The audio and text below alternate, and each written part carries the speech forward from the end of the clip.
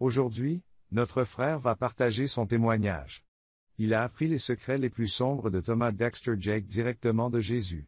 Il a vu de nombreux noms en enfer, de la reine Élisabeth à d'autres. Voici sa lettre. Par une chaude journée d'été en 2022, l'événement s'est produit. Le soleil du Texas brûlait au-dessus de nos têtes, et la chaleur était telle qu'il n'y avait plus de place pour le sommeil. Aujourd'hui, notre frère va partager son témoignage sur Thomas Dexter Jake et les secrets qu'il a appris de Jésus.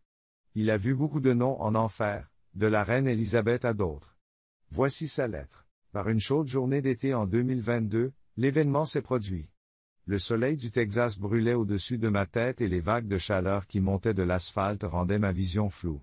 J'étais au volant, appréciant les moments où le vent entrait par les fenêtres, laissant une touche de fraîcheur sur ma peau. En tant qu'homme d'affaires à la retraite, ma vie n'était plus confinée à un bureau. Je me consacrais à des activités plus profondes et plus significatives. J'étais un homme d'affaires à la retraite qui s'engageait à soutenir la communauté et à agir avec foi. Telles étaient mes principales priorités. Mais ce jour-là, je me suis senti agité. Tout semblait normal, mais je me sentais mal à l'aise. Au détour d'une rue, j'ai essayé de me concentrer sur la route. Soudain, le temps s'est ralenti. J'ai senti le volant m'échapper des mains et un silence assourdissant a envahi mes oreilles. Chaque instant de ma vie défilait devant mes yeux. Je me suis senti plus vulnérable et plus perdu que jamais. Le souffle froid de la mort était sur ma peau ce jour-là. Après l'accident, j'ai été entraîné j'ai été soudainement englouti dans une obscurité choquante. Lorsque j'ai ouvert les yeux, j'ai été confronté à une obscurité intense qui semblait tout envelopper, comme si la lumière n'avait jamais existé dans ce monde. J'étais immobile, mais au fur et à mesure que les chuchotements résonnaient autour de moi, un frisson m'a envahi. Des voix froides et métalliques murmuraient mon nom d'un ton moqueur. J'ai ouvert les yeux pour découvrir une obscurité choquante. Je ne voyais rien. J'avais l'impression que la lumière n'avait jamais existé dans ce monde. J'étais complètement immobile, mais les murmures résonnaient autour de moi. Un frisson m'envahit. Des voix froides et métalliques murmuraient mon nom d'un ton moqueur. Elles mettaient en doute ma foi dans les chuchotements. J'ai dérivé dans les ténèbres. Le sol sous mes pieds s'est soudain évanoui.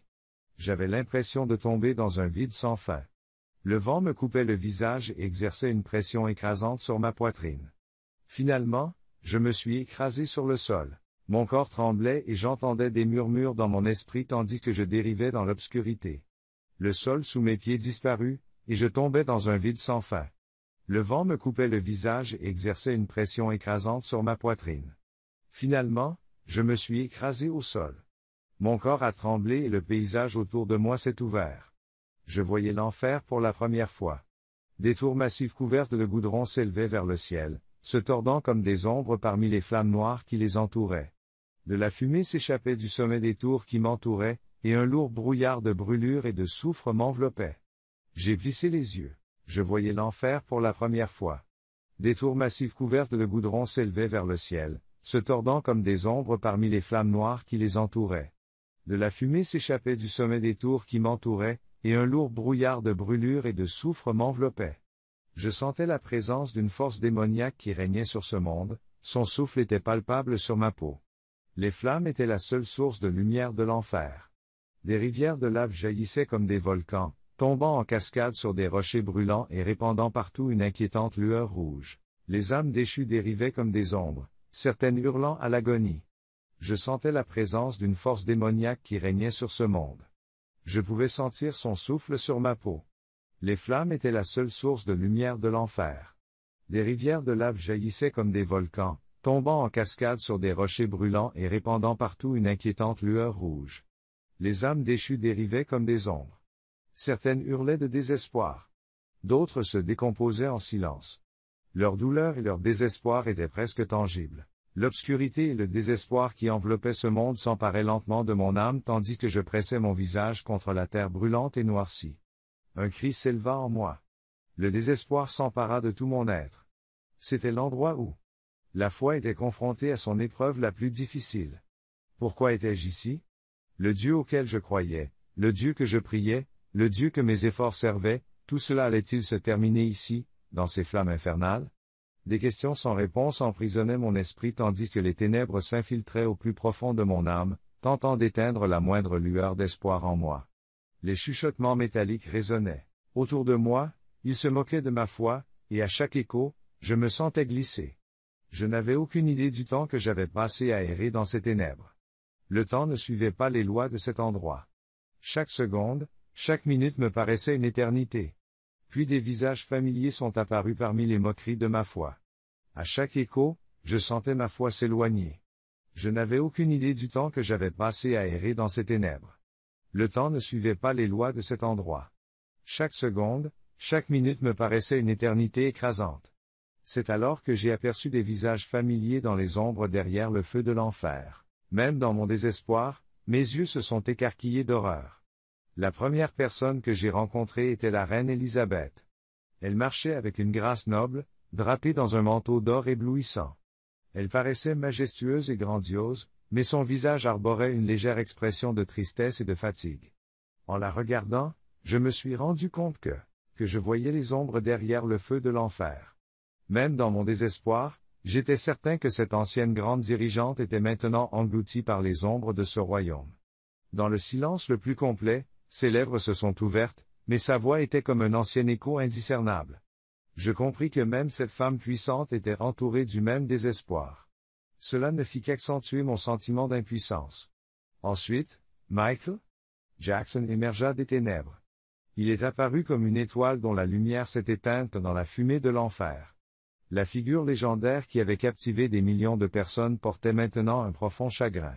Lorsque ses yeux rencontrent les miens, l'énergie vibrante qui le caractérisait est remplacée par une profonde tristesse.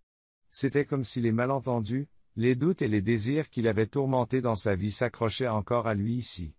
Sa présence silencieuse a laissé une marque douloureuse sur mon cœur, faisant écho aux espoirs perdus. Peu après, j'ai vu Bruce Lee, le légendaire artiste d'arts martiaux et symbole de la sagesse, se tenir debout même ici, mais un philosophe fatigué. J'ai vu la silhouette familière de Bruce Lee dans l'obscurité, et il était clair que les blessures familières des malentendus, des doutes et des désirs ardents de sa vie s'accrochaient encore à lui ici.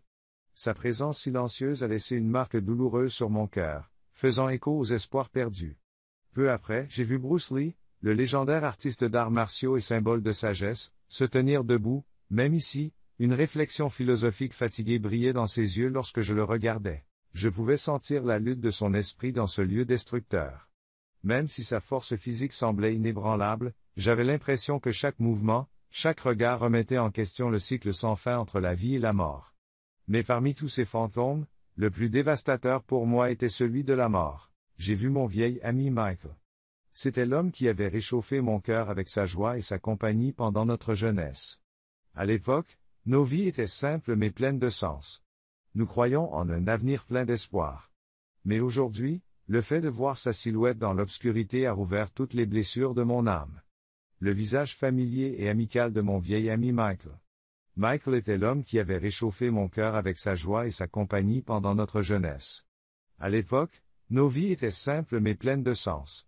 Nous croyions en un avenir plein d'espoir. Mais aujourd'hui, le fait de voir sa silhouette dans l'obscurité a rouvert toutes les blessures de mon âme. L'expression familière et amicale que j'avais connue avait disparu. Elle a été remplacée par une douleur et un regret profond. Chris, dit-il, sa voix résonnant comme un murmure. Pourquoi sommes-nous ici, mon ami? À ce moment-là, même les fragments de foi qui me restaient ont volé en éclats. Mes yeux se sont remplis de larmes et j'ai senti un poids peser sur ma gorge. Je ne sais pas, Michael, ai-je murmuré. J'ai ressenti un sentiment de désespoir total, comme si mes paroles n'avaient fait que renforcer l'emprise des ténèbres sur mon âme. J'avais fait des erreurs dans la vie, j'avais raté des occasions et j'avais douté de ma foi. Tout cela pesait lourdement sur moi. Je me sentais si faible que j'étais sur le point de m'effondrer à genoux. C'est alors qu'une lumière est apparue, brillante, pure et irrésistible. J'ai plissé les yeux, réalisant que j'avais oublié l'existence d'une telle lumière intérieure.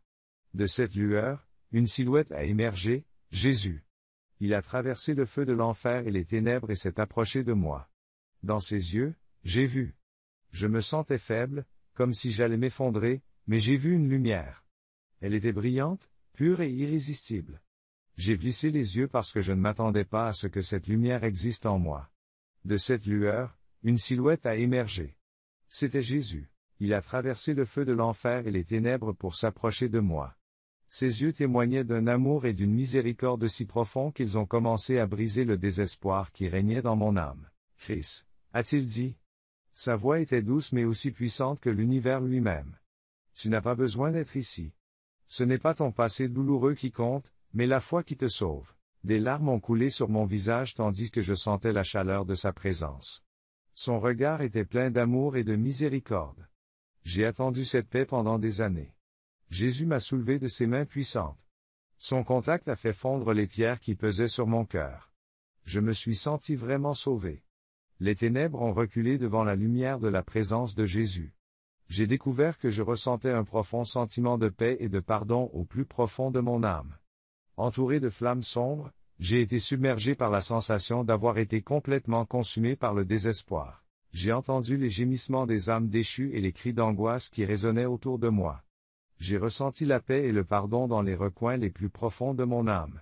Entouré de flammes sombres, j'ai senti le désespoir m'envahir. J'ai entendu les gémissements des âmes déchues et les cris d'angoisse qui résonnaient autour de moi. Puis, cette lumière brillante a transpercé les plus profondes fosses de l'enfer. Elle était si puissante que j'ai fermé les yeux. La chaleur qui m'a envahi a brisé les ténèbres. J'ai senti la présence sereine de Jésus à mes côtés. Jésus n'était pas seulement là pour me sauver. Il avait un autre but. La voix de Sean a retenti dans l'obscurité, remplissant l'espace d'un message puissant. J'ai fermé les yeux, sentant la chaleur de sa présence et la promesse du salut de Jésus. Mais cette fois, Jésus avait un autre objectif. Il a levé la main, déchirant l'obscurité pour révéler une série de visions saisissantes. Tout d'abord, une méga-église massive est apparue, une foule s'est rassemblée à l'intérieur d'un temple luxueux, et un prédicateur paré de colliers de diamants étincelants et de vêtements coûteux les a guidés.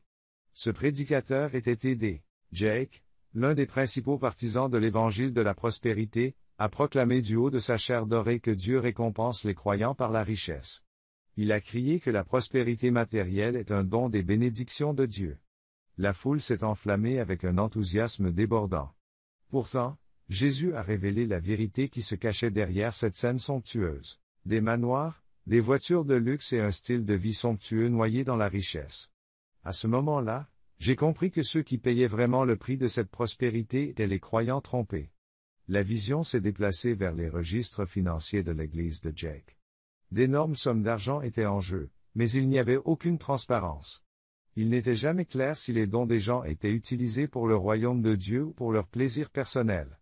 Ceux qui exigeaient la transparence financière étaient réduits au silence par des ombres obscures.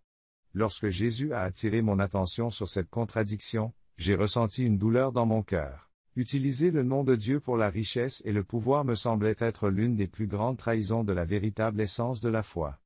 Ensuite, la vision m'a emmené dans la famille de T.D. Jakes. Une scène est apparue, entachée de scandales. Sa fille Sarah avait connu des difficultés à un jeune âge, et son fils Germaine avait eu des ennuis avec la police. Le contraste est saisissant avec les sermons sur les valeurs familiales. Le contraste entre les sermons sur les valeurs familiales prêchés en chair et les actes de cet homme était saisissant. Regardez cet homme, qui parlait avec éloquence de la famille, gérer la tourmente dans son propre foyer a suscité des sentiments contradictoires. Les critiques ont mis en doute l'authenticité des enseignements de Jakes, soulignant que les principes bibliques sur la gestion de la famille semblaient entrer en conflit avec sa vie personnelle. Du haut de la chair, j'ai vu l'homme qui parlait avec éloquence de la famille gérer la tourmente au sein de son propre foyer. Cela a provoqué en moi des sentiments contradictoires. Les critiques ont mis en doute l'authenticité des enseignements de Jakes. Ils ont souligné que les principes bibliques sur la gestion de la famille semblaient entrer en conflit avec sa vie personnelle. Par ces images, Jésus m'a rappelé à quel point le jugement humain pouvait facilement être trompé. Il m'a également rappelé que la foi devait être vécue de manière authentique dans tous ses aspects. Une autre vision a révélé la position théologique de T.D. Jakes et les controverses entourant le modalisme. Ces enseignements suggéraient autrefois que Dieu se manifestait de 3 manières différentes. Cette croyance contredit la théologie chrétienne traditionnelle. Ce point de vue a entraîné d'importantes divisions dans l'histoire de l'Église. Témoin de cette confusion théologique, j'ai ressenti la présence apaisante de Jésus en moi.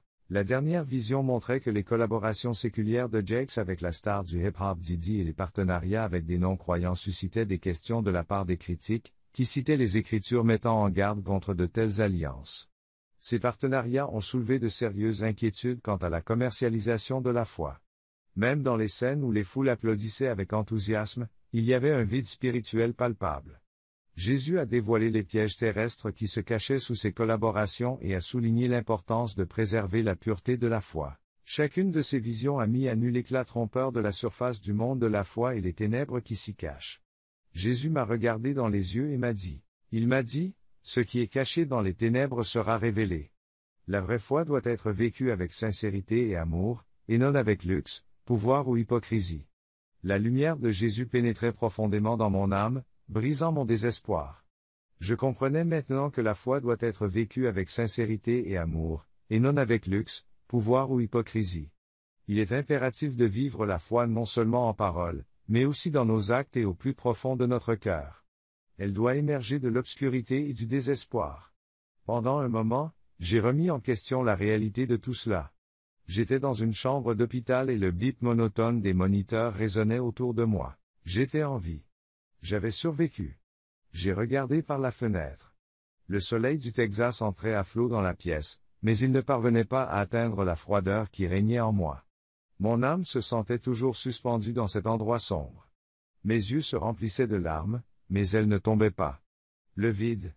C'est exactement ce que je ressentais après tout ce que j'avais vu et vécu. Le retour à la vie ordinaire était insupportablement difficile. Je respire profondément, mais le poids sur ma poitrine ne se lève pas.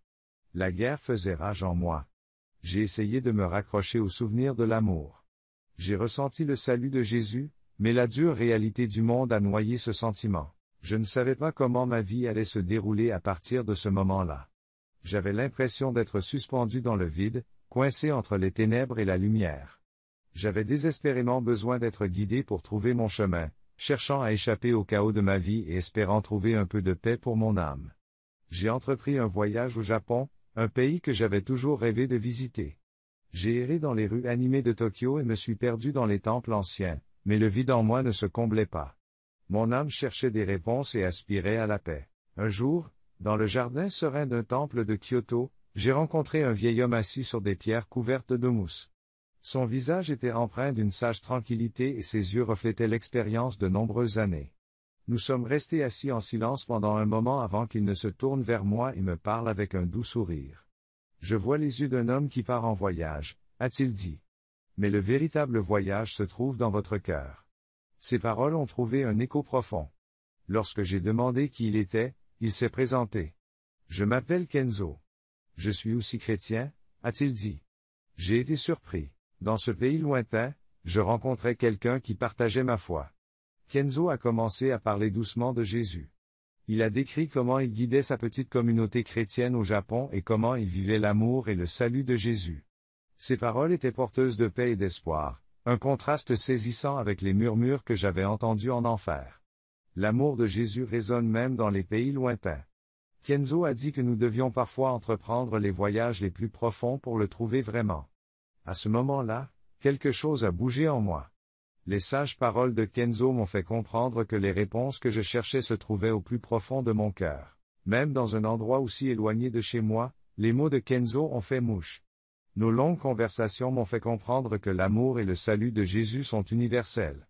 J'ai senti le vide obscur en moi commencer à se combler lentement, alors que j'étais entouré de la sagesse de ce vieil homme et de la tranquillité des temples anciens du Japon. J'ai commencé à me reconstruire, non seulement comme quelqu'un qui a entendu les paroles de Jésus, mais aussi comme quelqu'un qui les a vraiment vécues. Ma foi n'était plus façonnée par des désirs mondains ou des démonstrations vides, mais par une compréhension et une gratitude plus profondes, ainsi que par un nouveau désintérêt pour la recherche de richesses matérielles. J'ai choisi de vivre une vie consacrée au service des autres et à l'expression de l'amour de Dieu. À mon retour du Japon, j'étais déterminé à devenir un meilleur chrétien. La transformation que j'ai ressentie en moi allait au-delà de la foi. Il s'agissait d'un véritable désir de vivre chaque jour selon les enseignements de Jésus. Mon engagement dans la communauté avait désormais plus de sens. J'étais désireux d'aider les autres, de guider les jeunes et de vivre fidèlement. Mon cœur était rempli d'une véritable paix et je savais avec certitude que l'amour de Jésus était devenu une lumière qui me guidait, même dans les moments les plus sombres.